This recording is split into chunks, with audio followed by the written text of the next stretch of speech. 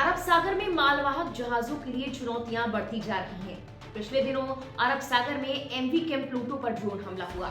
इसके बाद लाल सागर में एमवी साईं बाबा पर अटैक की खबर सामने आई।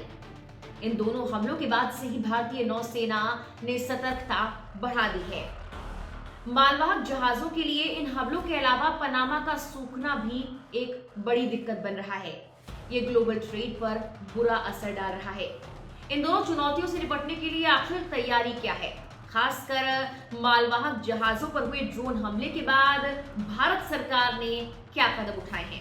चलिए इस वीडियो में आपको सब कुछ बताते हैं। नमस्कार, मेरा नाम है मेघना सचदेवा। आप मुझे देख रहे हैं लोकमत हिंदी पर। 23 दिसंबर की सुबह करीब 10 बजे अरब सागर में एमवी कैंप प्लूटो पर पहला हमला हुआ था। ये ड्रोन हमला पोरबंदर से करीब 217 समुद्री मील की दूरी पर किया गया था। इस पर चालक दल के सदस्य के रूप में 20 भारतीय और एक वियतनामी तैनात थे। हमले के बाद एमवी प्लूटो पर आग लग गई थी, जिसे बाद में बुझा दिया गया।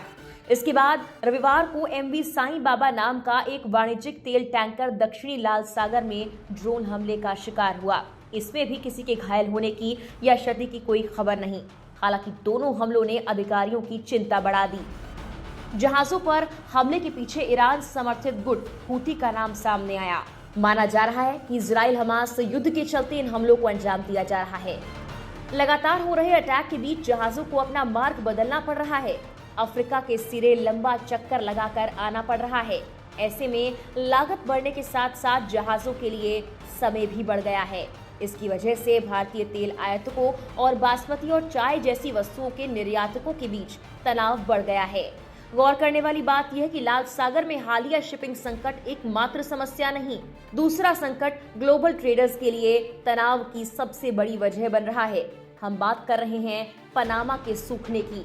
इस पर विस्तार से बात करने से पहले आपको इन हमलों से निपटने के लिए भारत ने क्या कदम उठाए हैं उसके बारे में बताते हैं। भारत ने हमलावर ड्रोन को हवा में तबाह करने के लिए 4 वॉरशिप अरब सागर में उतार दिए।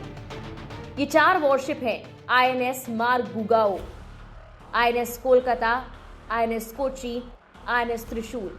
अरब सागर के शिपिंग रूट पर भी चौकसी बढ़ा दी गई है। यहाँ कोस्ट गार्ड के जहाजों सहित P-8-1 एयरक्राफ्ट, डोर्नियर सी गार्डियन और हेलीकॉप्टर भी उड़ान भर रहे हैं। अरब सागर में उतारे गए चारों वॉरशिप 38,000 वर्ग किलोमीटर पर नजर रखेंगे। हर रोज इस रास्ते से गुजरने वाले 100 बड़े जहाजों की रियल टाइम ट्रैकिंग और सर्विलांस कर पाएंगे।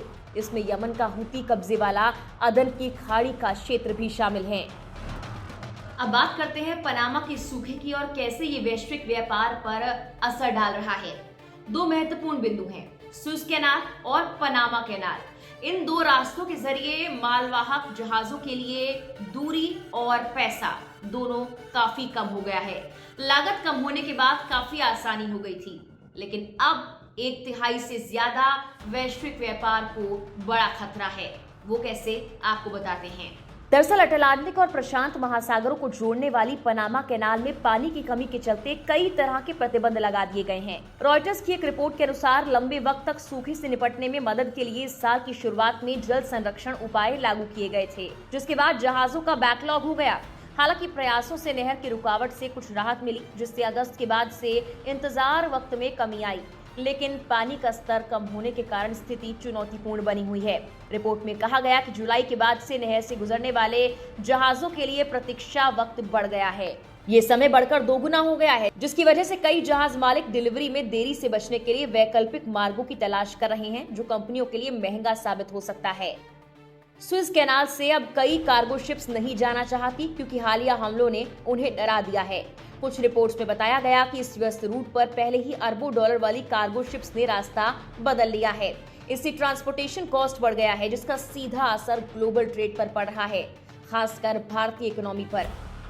भारतीय निर्यातकों ने कहा कि अगर लाल सागर व्यापार मार्ग पर चल रही सुरक्षा चिंता जारी रहती है तो यूरोप और अफ्रीका जाने वाले भारतीय शिपमेंट के लिए माल ढुलाई दरें 25 से 30% तक बढ़ सकती हैं।